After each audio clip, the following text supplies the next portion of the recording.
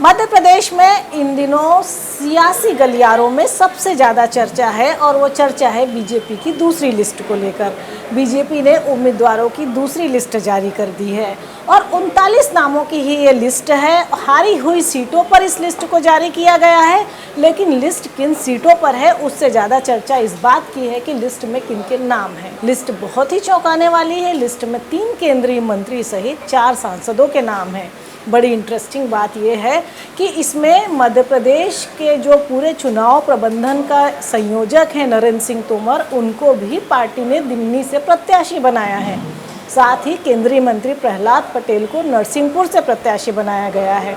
इसके अलावा एक और जो चौंकाने वाला नाम है वो राष्ट्रीय महासचिव कैलाश विजयवर्गीय का, जिनको इंदौर 1 की सीट से उतारा गया है। कहा जा सकता है कि लिस्ट के आई सियासत के सारे रंग ही देखने को मिल गए। कांग्रेस ने एक एक करके बीजेपी पर तंज कसना शुरू करा, बल्कि कह सकते हैं कि व्यंग करना शुरू करा। पूरा का पूरा सोशल मीडिया, कांग्रेस का ट्विटर से लेके कांग्रेस के नेताओं का सोशल मीडिया बीजेपी पर तमाम तरीके के व्यंग से भर गया। तमाम सारी अटकलों के बीच कांग्रेस ने ये भी कहा कि अब तो मुख्यमंत्री पद के सारे दावेदार मैदान में हैं, तो कहीं किसी ने ये भी कहा कि अब नाम में सिर्फ केंद्रीय मंत्री ज्योतिरादित्य सिंधिया और उमा भारती का नाम अगली लिस्ट में आ सकता है। बहरहाल बीजेपी ने भी जी भर के पलटवार करा, लेकिन मैं अब आपको समझाने की कोशिश करूंगी कि आखिर मध्य प्रदेश बीजेपी की ये लिस्ट इस तरह क्यों है और इसमें जो अलग है वो अलग क्यों और किस लिए है। चलिए अब समझने की कोशिश करते हैं कि क्या वजह रही कि मध्य प्रदेश बीजेपी ने अपने सारे दिग्गज चुनावी मैदान में उतार दिए। इसकी एक सबसे बड़ी वजह लगती है मध्य प्रदेश सरकार की 18 साल की एंटी इनकम्बेंसी। मध्य प्रदेश में बीजेपी की सरकार 18 साल से ज़्यादा का वक्त हो चुका है और कहीं ना कहीं एंटी इनकम्बेंसी भी जोर शोर पर है। 2018 में भी यही हालात था। 2018 में एंटी इनकम्बेंसी के साथ साथ बीजेपी से ही खतरा था।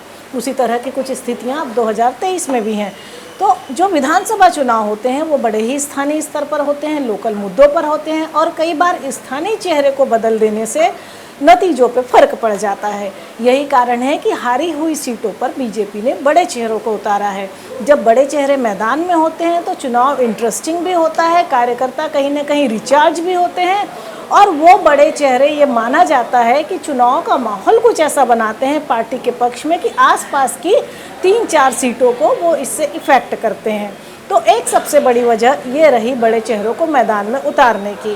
दूसरी बड़ी वजह ये रही कि बीजेपी ने उन चेहरों को मैदान में उतारा है जो कहीं ना कहीं अपने बेटों के लिए भी दावेदारी कर रहे थे।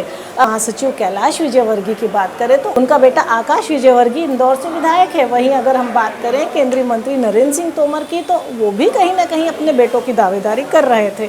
तो कुल मिला के जो लिस्ट आई है उससे पार्टी ने ये भी साफ कर दिया है कि पार्टी में परिवारवाद नहीं चलेगा, परिवार में ही टिकट नहीं दिए जाएंगे।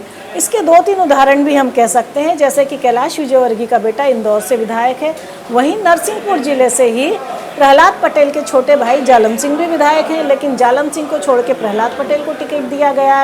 आकाश विजयवर्गीय को छोड़ के कैलाश विजयवर्गीय को टिकट दिया गया।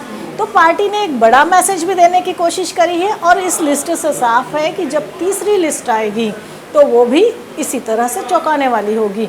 उसमें भी कई सारे केंद्रीय मंत्री भी हो सकते हैं और कई सारे सांसद भी शामिल हो सकते हैं। हो सकता है कि कई सारे मंत्रियों के भी टिकट कट जाएं, क्योंकि पार्टी कोशिश कर रही है कि प्रदेश के हर इलाके से एक बड़ा चेहरा दे। जैसे ग्वालियर चंबल से नरेंद्र सिंह तोमर का नाम है, विंध्य से जो है रीति पाठक का नाम है, महाकौशल से प्रहलाद पटेल और राकेश सिंह का नाम है। तो इसी तरह अगली लिस्ट में भी कुछ ऐसे ही क्षेत्र को साधने की भी कोशिश होगी।